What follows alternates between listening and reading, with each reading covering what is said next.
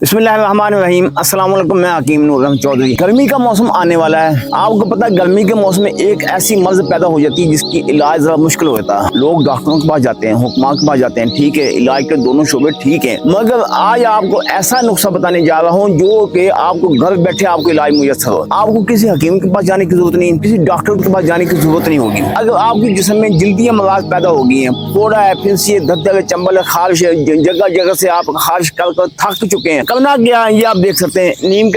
नीम के पत्ते का पानी निकालना आपने। अगर आपकी उम्र 18 से अबव है तो 1 गिलास पी सकते हैं। अगर 18 साल से कम है तो आधा गिलास या आधा कप इस्तेमाल कर सकते हैं। दिन में 1 दफा इस्तेमाल करना, खाली पेट कभी इस्तेमाल ना करिएगा, खाना खाने के 1 घंटा बाद इस्तेमाल करना। यकीन जानिए अगर आप 1 हफ्ता इसका पानी इस्तेमाल करते हैं तो इस बात की मैं आपको गारंटी देता हूँ कि गर्मी के मौसम में जितने भी गर्मी की वजह से अमराज पैदा हो जाते हैं, इन तमाम अमराज से आपको निजात मिलेगी। दूसरा फायदा, खून आपका साफ होगा। बाज़ औक़ात ऐसा होता है जल्दी अमराज की वजह से आपको वबाई अमराज लग जाती हैं। इन तमाम अमराज से आपको निजात देने के लिए एक ऐसा नुस्खा आपके पास लेके आया हूँ, इसको इस्तेमाल कर आप कबल अज़ वक्त इस्तेमाल कर लें।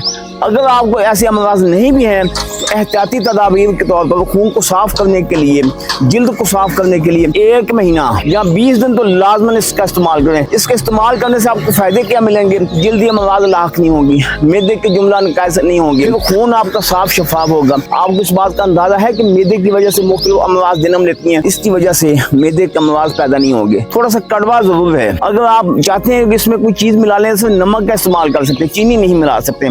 हल्का सा नमक मिलाएंगे तो इसको पीने में आपको आसानी हो जाएगी। दुआ में याद रखिएगा। अल्लाह ताला आपको अपनी हिफ्ज़-ओ-मान में रखे। अल्लाह हाफ़िज़।